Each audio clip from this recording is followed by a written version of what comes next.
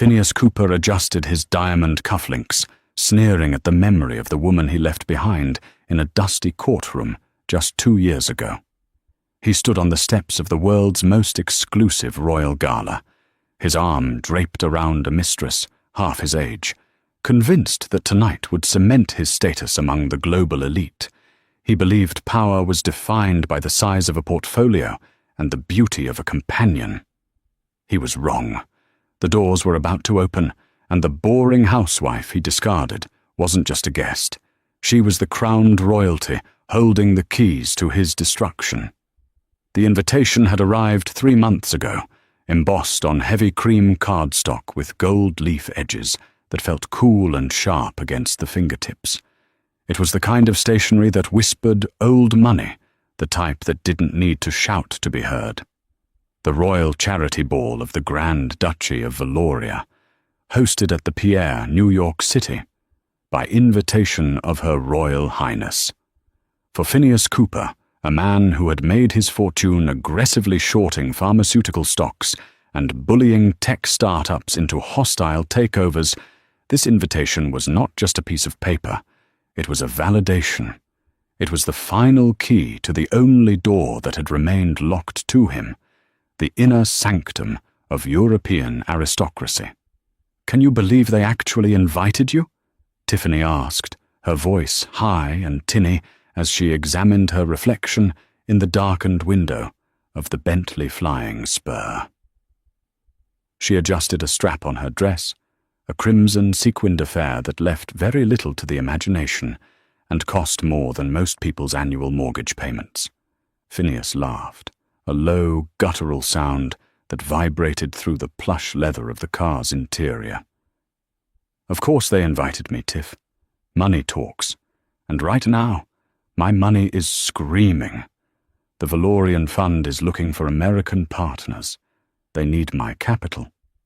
He looked out the window as the New York skyline blurred past.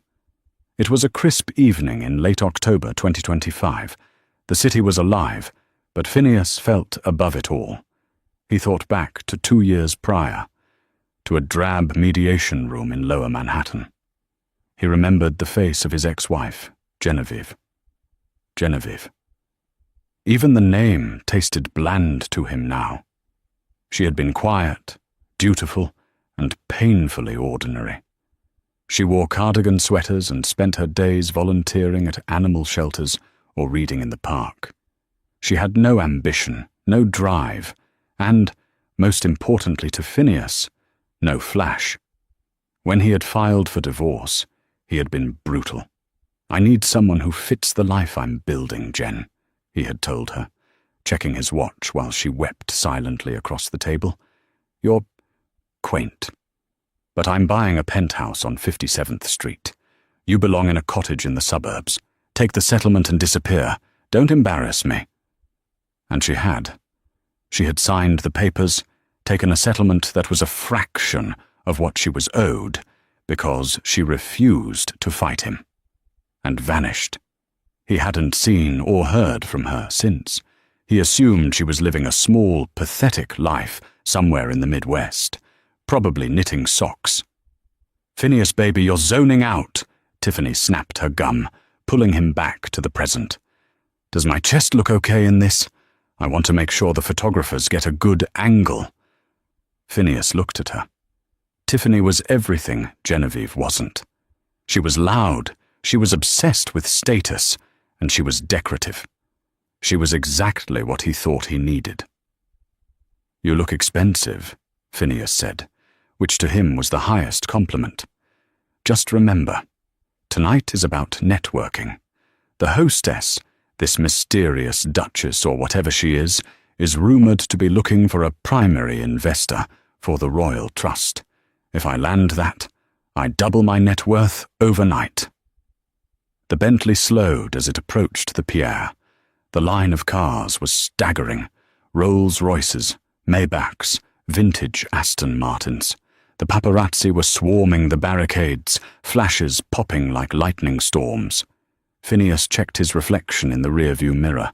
His tuxedo was bespoke Tom Ford, his watch a Patek Philippe Nautilus. He looked like a king.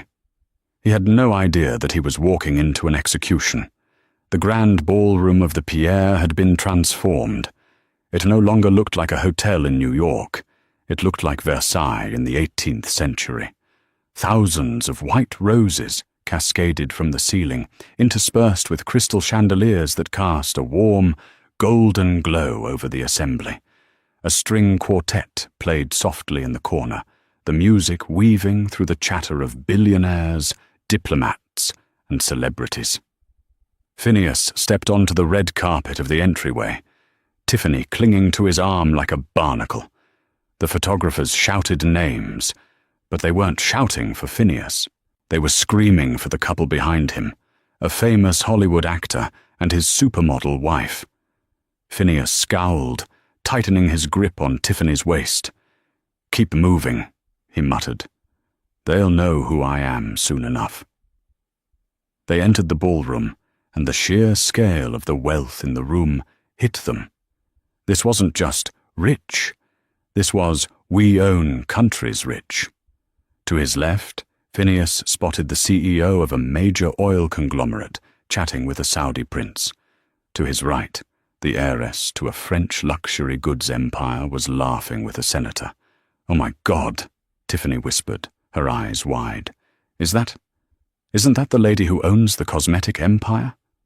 "Keep your voice down," Phineas hissed. "Act like you belong here." He scanned the room, looking for a server. He needed a drink. He grabbed a glass of champagne from a passing tray without making eye contact with the waiter. He took a sip and frowned. Vintage Dom Perignon. Acceptable. "So, where is this queen?" Tiffany asked, looking around. "I thought you said she was hosting." "She's a duchess, not a queen, though the rumors say she's effectively the monarch of the region," Phineas corrected her, though he barely knew the details himself. He had only skimmed the briefing his assistant had prepared. "And she'll make an entrance. These royals love the drama." "Drama is fun," Tiffany giggled. "Hey, let's go take a selfie by that ice sculpture."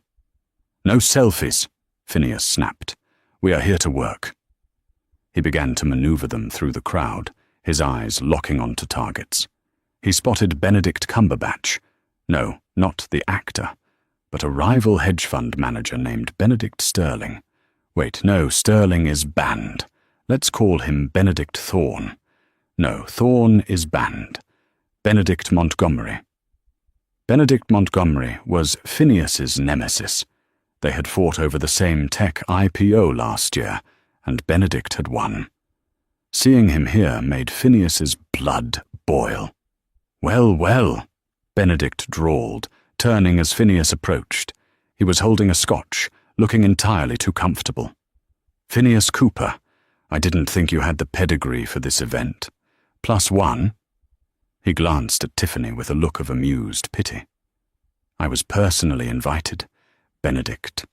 Phineas lied smoothly, just like everyone else. "And this is Tiffany." "Charmed," Benedict said, not looking at her.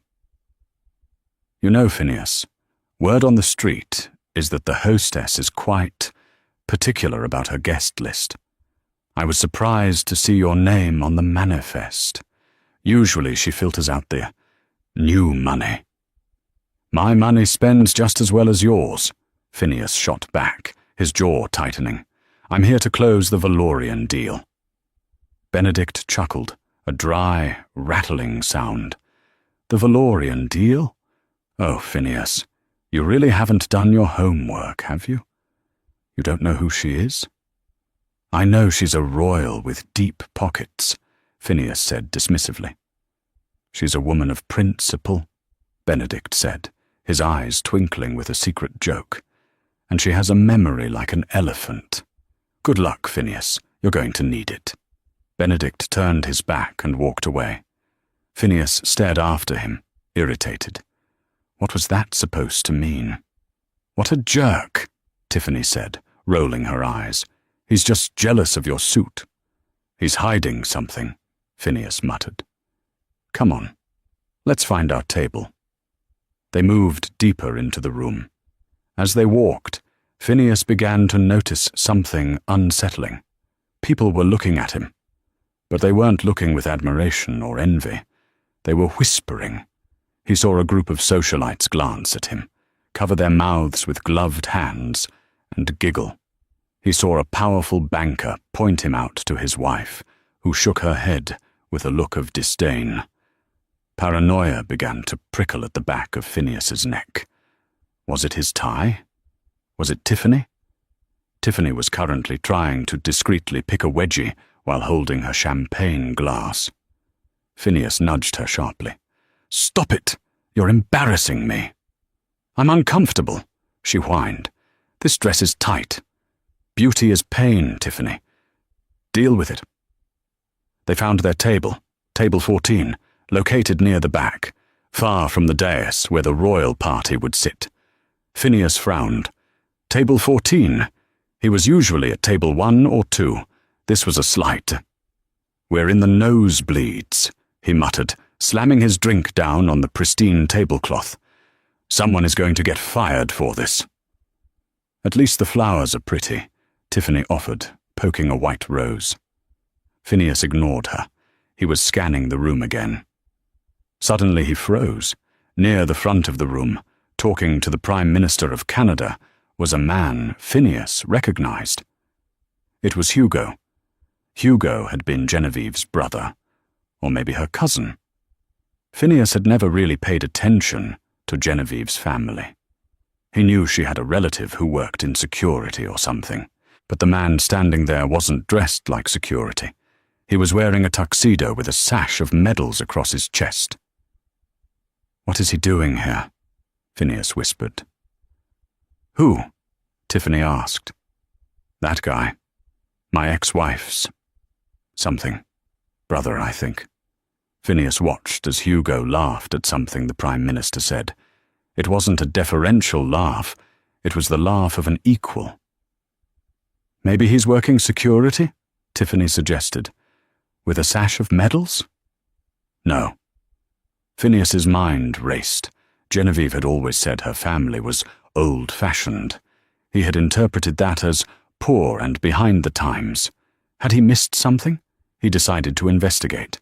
"Stay here," he ordered Tiffany. "Don't talk to anyone. Don't eat anything messy." Phineas buttoned his jacket and strode toward the front of the room. He needed to get to the bottom of this. If Genevieve's brother was here, maybe he could leverage the connection. Maybe the guy had lucked into a job with the royals. Phineas could use that. He approached the circle where Hugo stood.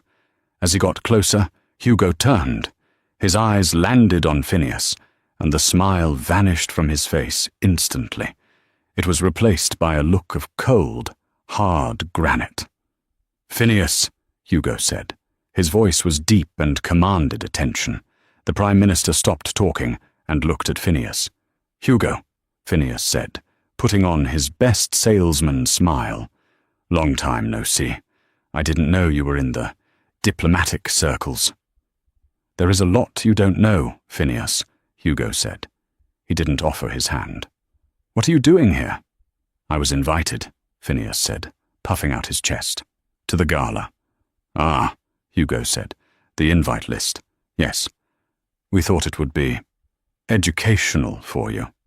"Educational?" Phineas frowned. "I'm here for business, Hugo. I hear the Grand Duchess is looking for investors. Since we're basically family, maybe you could make an introduction." The audacity of the request made the Prime Minister cough into his drink to hide a laugh. Hugo just stared at Phineas, his expression unreadable. "Family," Hugo repeated. "You ceased to be family the day you threw my sister out of your office like garbage because she wasn't shiny enough for your new image." Phineas waved his hand dismissively. "That was personal business. Water under the bridge. Genevieve was a good girl, but we grew apart. I needed to expand. She wanted to stay small. You know how it is." "Stay small," Hugo echoed. A dangerous glint appeared in his eyes. "Yes, she is very good at staying small, until she decides to be big." "Look, is she okay?" Phineas asked, feigning concern. "I assume you're helping her out? I hope she's not struggling." "She is doing quite well," Hugo said dryly. "She has found her footing." Good. Glad to hear it." "Anyway, about that introduction to the Duchess?" Hugo smiled. It was a terrifying smile. "Oh, don't worry, Phineas. You will meet Her Royal Highness very soon. In fact, I believe the announcement is starting now." A trumpet fanfare cut through the air, silencing the room. The lights dimmed, and a spotlight hit the top of the grand staircase. The room went silent. Even the rattle of silverware stopped. All eyes turned to the top of the staircase. A master of ceremonies, dressed in full livery, struck a staff against the floor 3 times.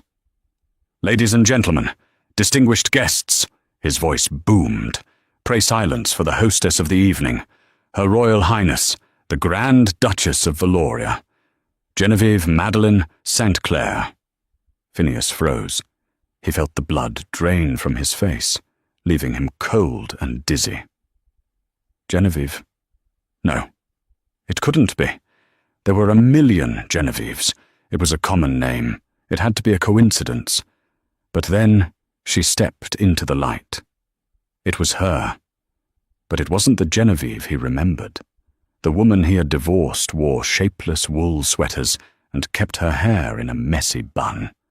She wore no makeup and walked with a shy shuffle. The woman at the top of the stairs was a goddess. She was wearing a gown of midnight blue velvet that hugged a figure Phineas had never noticed she possessed. It was off the shoulder, revealing skin that glowed like alabaster. Around her neck sat a necklace that made Tiffany's jewelry look like plastic toys, a cascading river of sapphires and diamonds that had to be worth $50 million. On her head sat a delicate, intricate tiara of platinum and diamonds. She stood tall, her chin lifted, radiating an aura of absolute power. She looked out over the crowd of hundreds, over the billionaires, the politicians, the celebrities, with a gaze of calm command. Phineas's mouth fell open. He couldn't breathe. She began to descend the stairs. Every step was graceful, calculated. The crowd bowed their heads as she passed. "No way," a voice squeaked beside him. He hadn't realized Tiffany had followed him. Is that your ex?" Phineas couldn't speak. His brain was trying to reconcile the 2 images, the crying woman in the mediation room and this regal queen descending from the heavens. How? As she reached the bottom of the stairs, the crowd parted for her like the Red Sea. She walked straight toward the center of the room, flanked by security and Hugo, who fell into step beside her. She began to greet guests.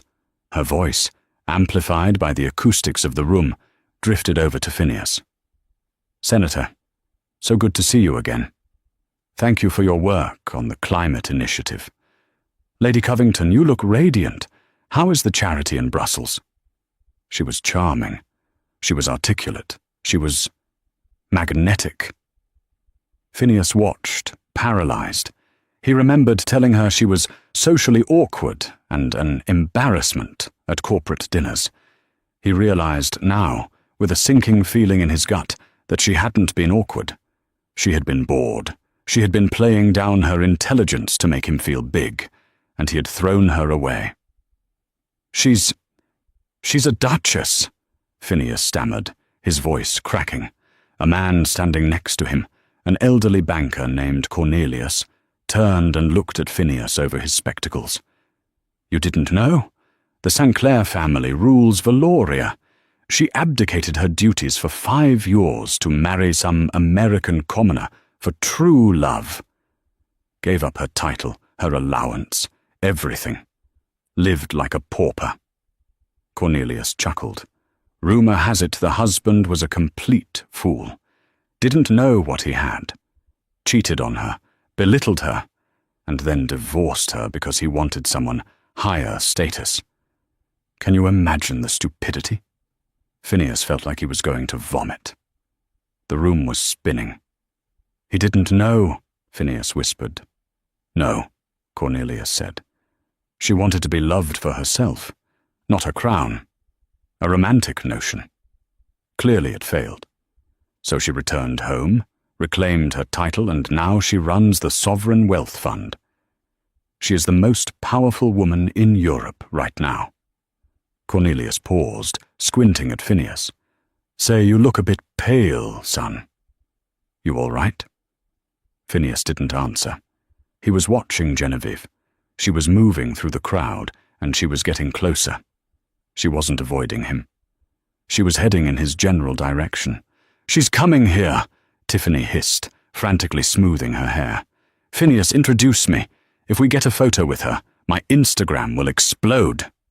Shut up, Tiffany, Phineas snapped, panic rising in his throat. He had to leave. He had to get out of here. But his legs wouldn't move, and part of him, the arrogant, delusional part that had gotten him this far, started to whisper a new narrative. She invited you, the voice said. She sent the invite. She still loves you. She wants you back. Look at you. You're successful. You're handsome. She did this to impress you. She wants to show you she's worthy of you now. Yes, that had to be it. This was a display for him. She wanted him to see what he was missing so he would take her back. Phineas straightened his tie. He slicked back his hair. He pushed down the nausea and replaced it with his trademark smarm. Watch this, he told Tiffany. I'm going to go talk to her. Phineas, are you sure? Tiffany asked, looking doubtful. She looks scary. She's my ex-wife, Tiff. I know every inch of her. She's just putting on a show. Phineas stepped out of the crowd, directly into Genevieve's path. The room went quiet. Everyone knew who Phineas was. The gossip had circulated the moment he arrived. The foolish husband was here. The court jester had entered the Queen's court. Genevieve stopped. She was 10 feet away. She looked at him. Her face didn't crumble. She didn't look angry. She didn't look sad. She looked at him with the polite, distant curiosity one might give to a bug on a windshield. Genevieve, Phineas said, his voice booming slightly too loud in the quiet room. He opened his arms as if to hug her. Or should I say, Your Highness? You certainly know how to keep a secret, don't you, darling? The security guard stepped forward, but Genevieve raised a hand to stop them. She stood perfectly still. Mr. Cooper, she said. Her voice was cool, crisp water. I see you received the invitation. I did, Phineas grinned, taking a step closer. And I have to say, this is quite the upgrade from the apartment in Brooklyn. You look good, Jen. Really good. He looked her up and down in a way that was visibly offensive to everyone in the room. I assume you invited me here because you wanted to talk, Phineas continued, lowering his voice to a conspiratorial tone. Maybe discuss the future? I know things ended roughly, but seeing you like this, well, a man can admit when he might have been a bit hasty. The silence in the room was deafening. Guests were exchanging horrified glances. Was he actually hitting on the Grand Duchess after dumping her? Genevieve tilted her head slightly. A small, dry smile touched her lips. It wasn't a warm smile. I invited you, Phineas, because I am a philanthropist, she said.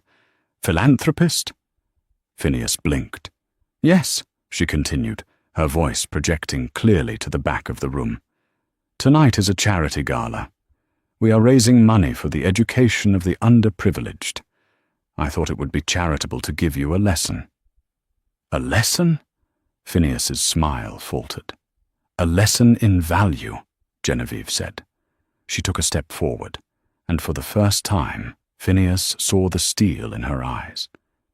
You spent 5 years telling me I was worthless. You told me I was an anchor, dragging you down. You told me I lacked vision. She gestured to the room, to the gold, the crystals, the kings and queens waiting on her word. It seems, Phineas, that your appraisal skills are severely lacking. If you couldn't spot a duchess in a cardigan, how can I trust you to spot value in a stock portfolio? Scattered laughter broke out in the room. Phineas's face turned bright red. Now, Jen, let's not do this in public, he muttered, his confidence crumbling. In public? Genevieve raised an eyebrow. You divorced me in a public cafe because you didn't want to make a scene at home. You flaunted your mistresses in public. You humiliated me in public for years. I think it is only fitting that we conclude our business in public. She turned to the crowd, addressing the room. Ladies and gentlemen, Mr. Cooper here is a prime example of why we must educate ourselves. He chased the glitter of fool's gold. She glanced briefly at Tiffany, who shrank back, and threw away the diamond because it wasn't polished enough for his taste. She looked back at Phineas. Enjoy the evening, Mr. Cooper. The hors d'oeuvres are excellent. And do try the wine. It's from my family's vineyards. You always said you hated cheap wine. This bottle costs more than your car. With that, she turned her back on him. Hugo, she said. Shall we proceed to the auction? Yes, Your Highness, Hugo said, shooting Phineas a look of pure triumph. They walked away, leaving Phineas standing alone in the center of the ballroom, his face burning, as the laughter of the global elite washed over him like a tidal wave. The humiliation in the ballroom hung over Phineas like a shroud, heavy and suffocating. He retreated to his table, table 14, which now felt less like a slight and more like a quarantine zone. People at nearby tables, the minor aristocrats and second-tier tech moguls, were pointedly turning their chairs away from him. Phineas, Tiffany whined, poking at a piece of endive salad with aggressive boredom. Can we go? Everyone is staring, and not in the good way. That guy with the monocle is literally laughing at us. We are not leaving, Phineas hissed, gripping his champagne flute so hard the stem threatened to snap. If we leave now, we look like defeated dogs. We stay. We show them that I don't care about the ramblings of a bitter ex-wife. She didn't sound bitter, Tiffany muttered, taking a sip of wine. She sounded rich. Phineas shot her a look that would have withered a cactus. She's playing a game. She thinks she can embarrass me? I built a hedge fund from nothing. I destroyed companies bigger than her little country. I'm going to turn this around. How? Tiffany asked, genuinely skeptical. Money, Phineas said, his eyes fixing on the stage where the auctioneer was setting up. These people pretend to care about lineage and manners, but at the end of the day, they're all whores for capital. If I win the biggest item of the night, if I drop a check that makes their eyes water, they'll have to respect me. They'll have to welcome me back. The lights dimmed again. The charity auction was beginning. The auctioneer was a man named Lord Holloway, a rotund British man with a voice like a foghorn. He rattled off items that went for astronomical sums: a week on a private island in the Maldives, $200,000, a vintage Ferrari, $3.5 million, a private dinner with the Rolling Stones, $500,000. Phineas sat and waited. He needed the big one, the showstopper. Finally, Lord Holloway cleared his throat. And now, ladies and gentlemen, for the pièce de résistance. Lot number 1. 2 assistants wheeled out a covered easel and a velvet box. This lot is unique, Holloway boomed. It consists of 2 parts.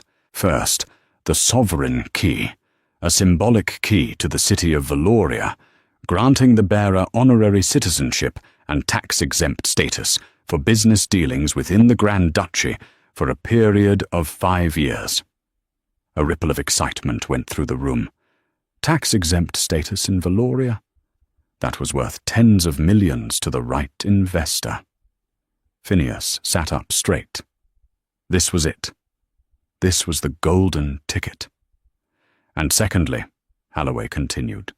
A private, 1-hour strategic partnership meeting with Her Royal Highness, Grand Duchess Genevieve, to discuss the allocation of the Royal Trust's renewable energy portfolio.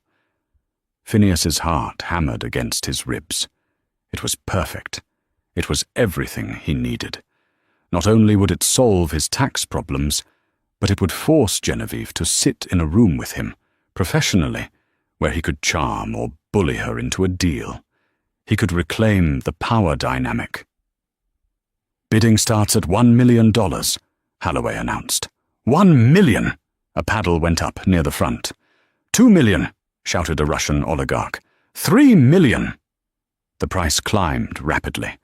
Phineas waited. He watched the room. The air was electric. At $5 million, the bidding slowed. At $6 million, it was down to 2 people. The oil CEO Phineas had seen earlier, and a quiet tech billionaire from Silicon Valley. $6.5 million, the tech billionaire said. $7 million, the oil CEO counted. Going once, going twice. Phineas stood up. He adjusted his jacket. He raised his paddle high. $10 million, he shouted. The room gasped. Heads snapped toward table 14. $10 million was an aggressive jump. It was a statement. Lord Halloway adjusted his glasses. The gentleman at the back bids $10 million. Do I hear 11? The oil CEO shook his head. The tech billionaire looked at his phone and shrugged. Going once, Halloway chanted. Phineas smirked. He looked toward the royal dais. Genevieve was sitting there, her face impassive. But Hugo was leaning over, whispering something in her ear. Suddenly, a paddle went up from the very front table. $12 million, said a voice. Phineas looked. It was Benedict Montgomery. Phineas's blood ran cold. Benedict? Benedict didn't have the liquidity for this. Or did he? He was doing this to spite Phineas. He was doing this to humiliate him further. $15 million, Phineas barked, his voice echoing off the vaulted ceiling. Tiffany tugged on his sleeve. Phineas, $15 million? That's the house money. That's the liquidity for the merger. Shut up, Phineas snarled. I know what I'm doing. 16 million, Benedict drawled, not even looking back. He took a sip of his scotch. Phineas felt the sweat trickling down his back. 16 million. That was pushing the limit of his personal cash reserves. He would have to dip into the firm's operating capital. It was risky, borderline illegal, if not structured right. But he couldn't lose to Benedict, and he couldn't lose in front of Genevieve. 18 million, Phineas shouted. The room was silent now. This was no longer charity. This was a duel. Benedict paused. He looked at Genevieve. She gave a barely perceptible nod. 20 million, Benedict said calmly. Phineas saw red. The nod. They were conspiring. She wanted Benedict to win. She wanted to deny Phineas the prize. He wouldn't let her. He would buy her attention if he had to. $25 million, Phineas screamed, his voice cracking slightly. A collective murmur of shock swept through the crowd. 25 million was absurd. It was double the valuation of the tax breaks. Benedict turned around in his chair. He looked at Phineas, smiled a slow, shark-like smile, and lowered his paddle. Too rich for my blood, Benedict announced. Let the man have it. Sold.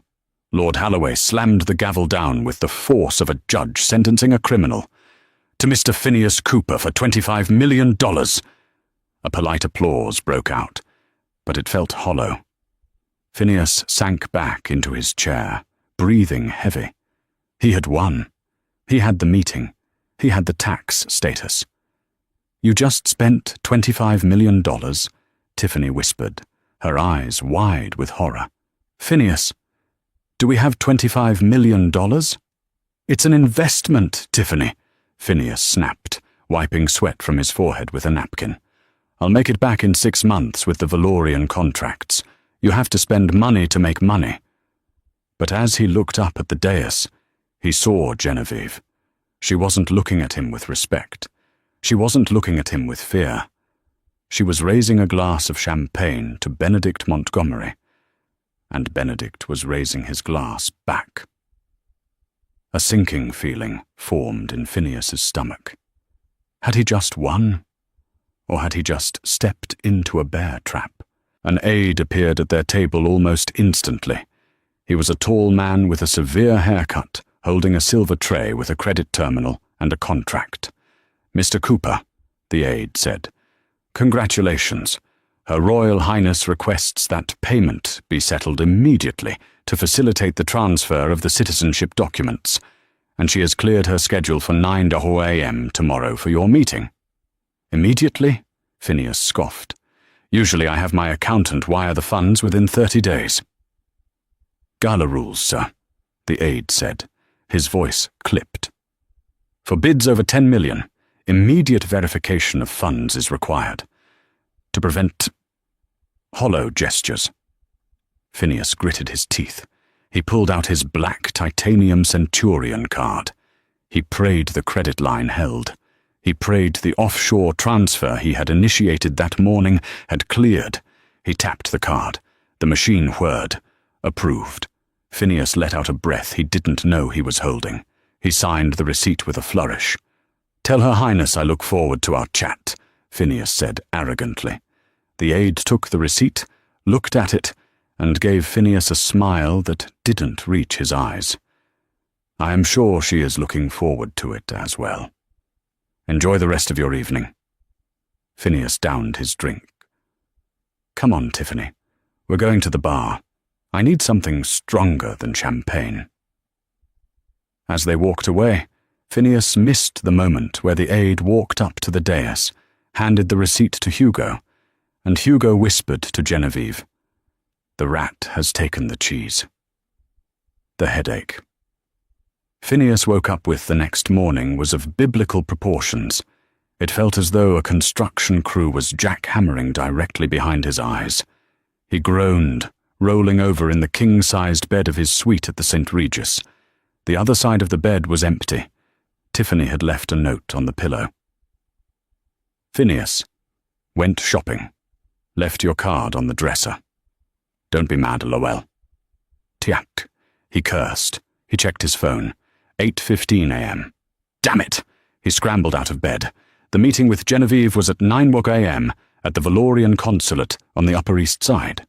He had 45 minutes to shower, dress, and get across town in rush-hour traffic. He moved with frantic energy, cutting himself while shaving, burning his tongue on coffee that was too hot. He threw on his grey power suit, the one he wore for hostile takeovers. He needed to look like a wolf, not a supplicant. He arrived at the consulate at 8:58 a.m., sweating slightly despite the chill in the air. The building was an imposing limestone mansion with the Valorian flag, a gold falcon on a field of azure waving above the door. He marched up the steps. "Phineas Cooper to see the Grand Duchess." The guard checked a clipboard. "Yes, Mr. Cooper. You are expected. 4th floor. Conference room B." Phineas frowned. Conference room B?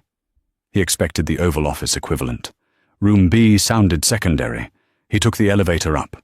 The doors opened to a sleek, modern hallway. He found the room and pushed open the heavy oak doors.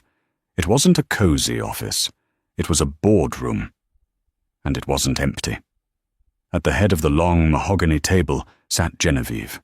She was wearing a cream-colored business suit, her hair pulled back in a severe, elegant chignon. She looked every inch the CEO of a nation. To her right sat Hugo.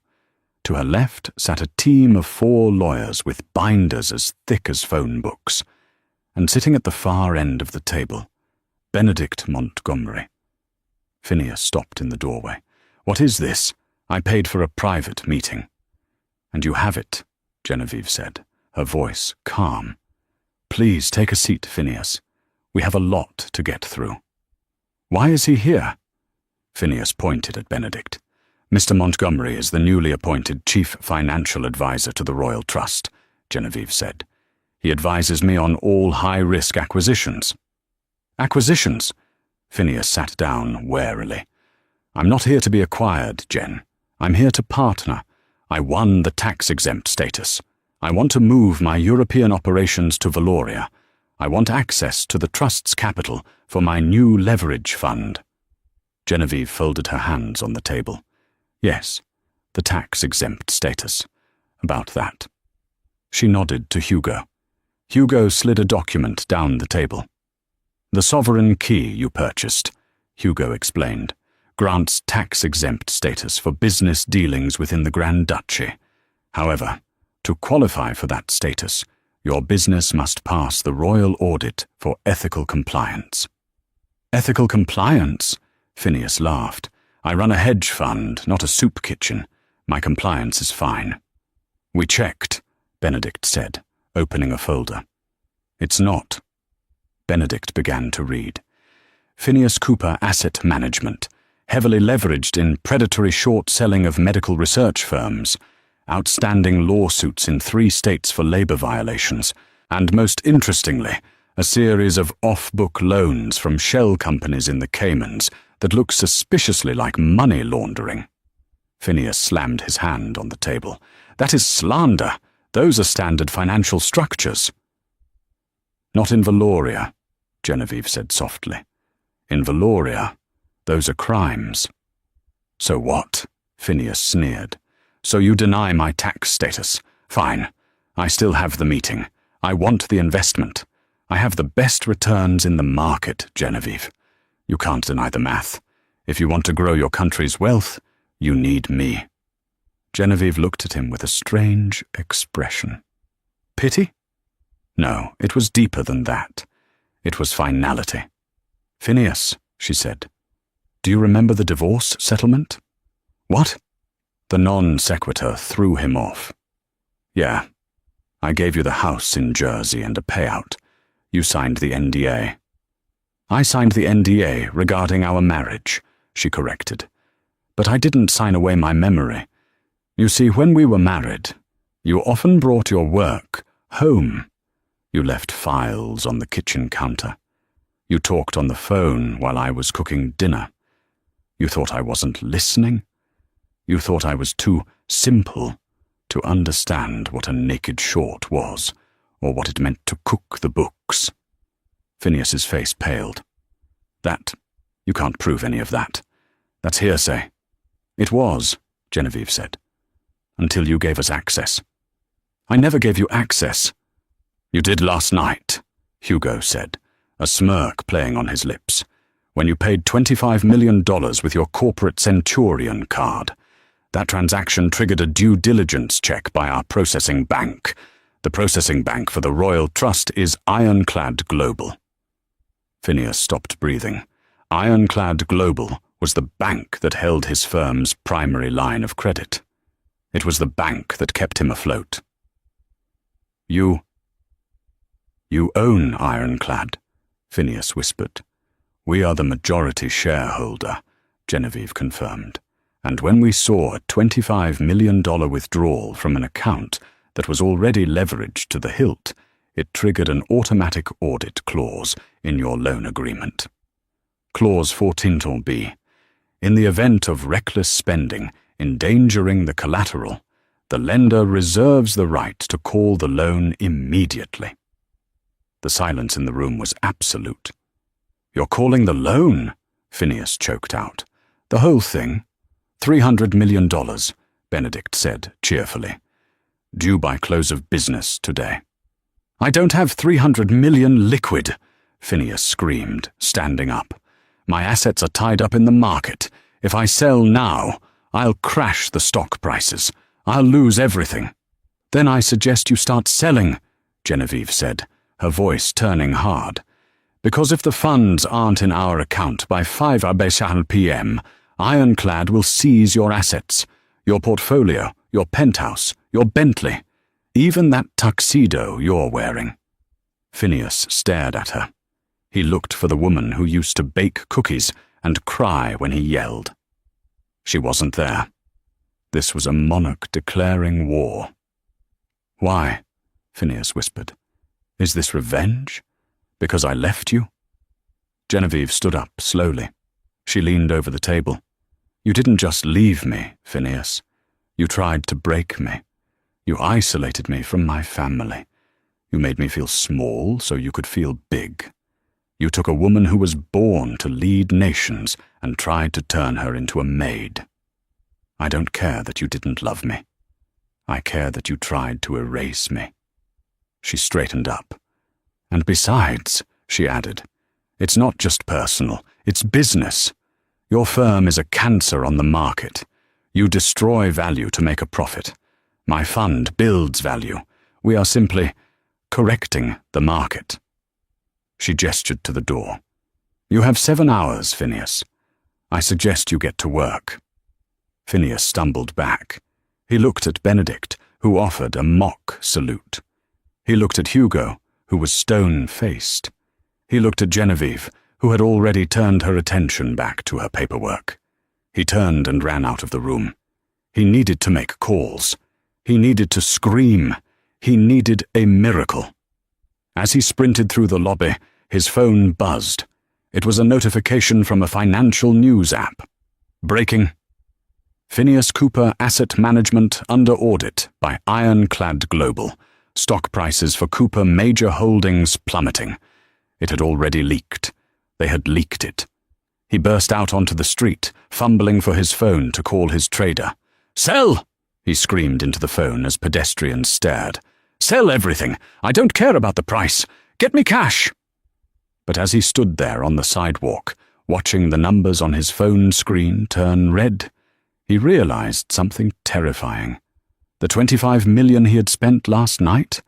That was the money he needed to survive the margin call he was facing now. He had paid for his own execution, and Genevieve had handed him the receipt. The run from the Valorian consulate to the offices of Phineas Cooper Asset Management on Wall Street was a nightmare of physical and psychological endurance. Phineas's Uber account had been suspended mid-request, a payment method error that flashed on his screen like a digital indictment. He tried to hail a cab, but in his panic he looked like a madman, sweating profusely in a suit that cost more than the taxi itself. Drivers sped past him. He ran. He ran until his lungs burned, and his Tom Ford loafers blistered his heels. When he finally burst through the glass doors of his firm's lobby, he was gasping for air, his hair wild, his eyes manic. He slapped his security badge against the turnstile scanner. Beep. Access denied. "What?" Phineas slammed the card down again. "Let me in. It's my building." The security guard, a man named Earl whom Phineas had ignored for 5 years, looked up slowly from his monitor. "System says your clearance is revoked, Mr. Cooper. Lockdown protocol initiating." "Revoked? I own the company," Phineas screamed, vaulting over the turnstile before Earl could stop him. He sprinted for the elevators, jamming the button. When he reached the 40th floor, the scene that greeted him was one of absolute bedlam. It looked less like a financial firm and more like the deck of the Titanic post-iceberg. Phones were ringing off the hook, a cacophony of shrill demands. Analysts were shredding documents. Traders were shouting orders that no one was listening to. "Gareth," Phineas bellowed, spotting his head trader near the window. "Gareth, talk to me. Why are the screens red?" Gareth turned. His face was grey. He held a phone in one hand and a bottle of Pepto-Bismol in the other. "It's over, Phineas," Gareth said, his voice trembling. "Ironclad executed the margin call at 9:15 a.m. They dumped our entire position in biotech futures. The market panic triggered a sell-off in our other holdings. We're down 80%. 80% in an hour." "Buy it back!" Phineas grabbed Gareth's lapels.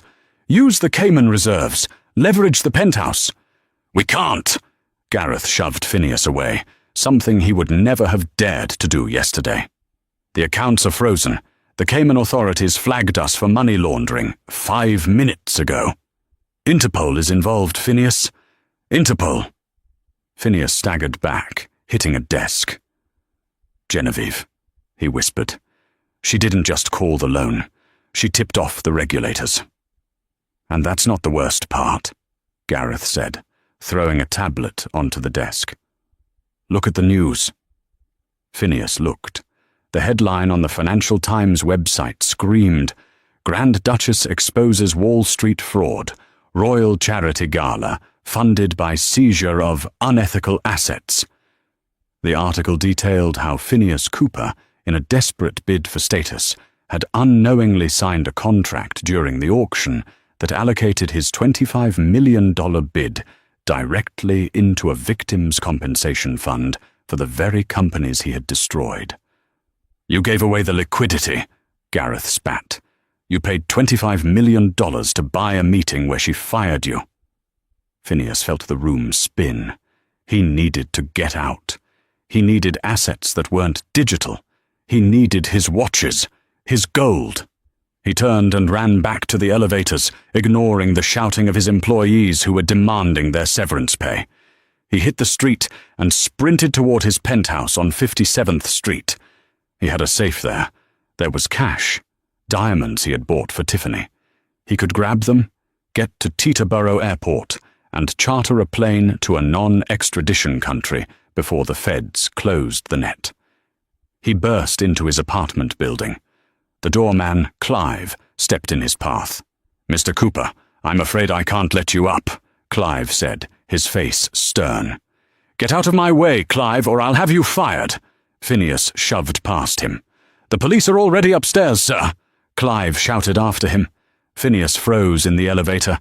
"Police?" "No. Not yet." It was too fast. The doors opened to his penthouse. The door was ajar. He heard voices. He walked in. The apartment was being stripped. 2 uniformed officers stood by the door, watching as movers packed paintings into crates. And there, in the middle of the living room, was Tiffany. She wasn't crying. She was directing the movers. "Be careful with that Louis Vuitton trunk," she shouted at a burly man.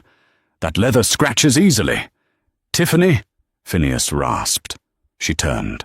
She was dressed in her traveling clothes, cashmere sweatpants, and a designer hoodie. She looked fresh, calm, and utterly detached. "Oh," she said, checking her nails. "You're here. I thought they arrested you already." "What are you doing?" Phineas asked, his voice shaking. "Why are you packing my bags?" "Your bags?" Tiffany laughed. It was a cold, sharp sound. "Phineas, honey, these aren't your bags. These are my bags. I bought them. Technically, you bought them. But possession is 9/10 of the law, right?" "We need to go," Phineas said, stepping toward her. "The bank is seizing everything. We have to leave the country. I have a contact in Brazil." Tiffany held up a hand. "Whoa, stop right there." "We?" "There is no we, Phineas. I Googled the Valorian laws. If I stay with you, I'm an accomplice. If I cooperate with the assets recovery team, I get to keep 10% of the jewelry as a whistleblower fee." Phineas stared at her. You snitched on me?" "I'm a survivor, baby," Tiffany said with a shrug. "You taught me that. Kill or be killed, right? That's what you told me when you fired your secretary last Christmas." She picked up her handbag, a Birkin that cost more than Phineas's first car. "Besides," she added, looking him up and down with genuine disgust, "you're poor now, and let's be honest, Phineas, you were barely tolerable when you were rich. Without the money, you're just a short, angry man with a receding hairline." She snapped her fingers at the movers. "Let's go, boys." She walked past him, her perfume, a scent he had paid for, wafting in the air. She didn't look back. Phineas stood alone in the center of the living room. The officers stepped forward. "Mr. Cooper," one of them said, "we have a warrant for the seizure of all physical assets. We need you to open the safe." Phineas looked at the safe, hidden behind the painting, which was already gone. Phineas started, but his voice failed him. His phone buzzed. It was a text message, a generic automated alert from his service provider. Your service plan has been cancelled due to non-payment. Goodbye. The phone went dead. Phineas sank to his knees on the imported Italian marble floor.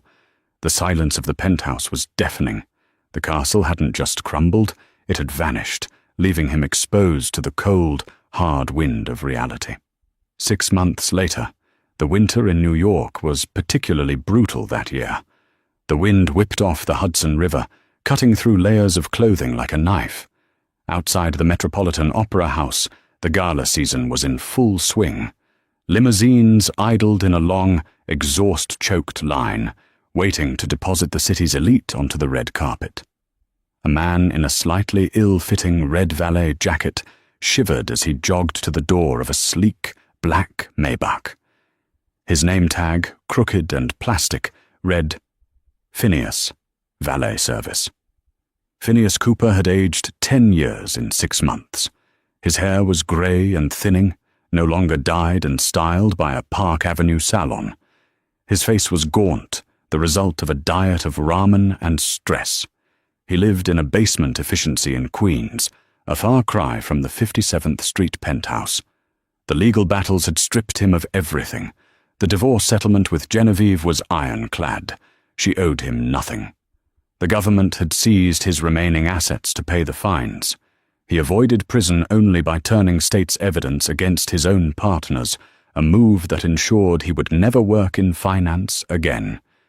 He was a pariah, a radioactive man. He opened the back door of the Maybach, keeping his head down. Eye contact was discouraged for the help. "Good evening, sir." "Ma'am," he mumbled, extending a hand to help the passengers out. A polished black shoe stepped onto the curb. Then another. "Thank you, my good man," a familiar voice boomed. Phineas froze. He knew that voice. He looked up, against his better judgment. It was Benedict Montgomery. Benedict looked better than ever. He was wearing a tuxedo that fit him like a second skin. On his arm was a beautiful woman. Not a model, but a senator Phineas recognized from the news. Benedict paused. He looked at the valet. He squinted, as if trying to place a face he had seen in a dream. "Phineas?"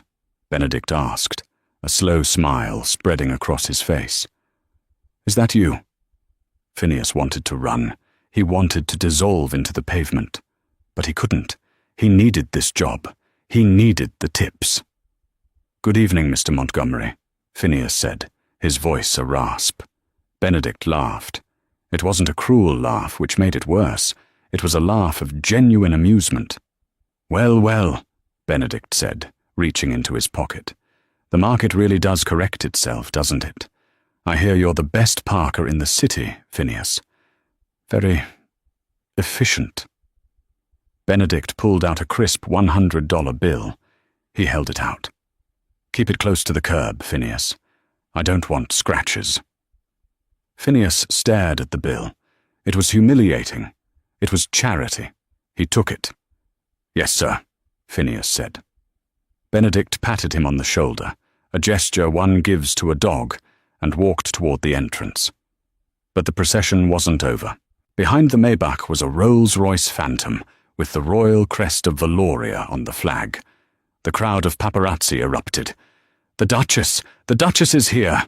Phineas stiffened. He stepped back into the shadows, trying to hide behind the open door of the car.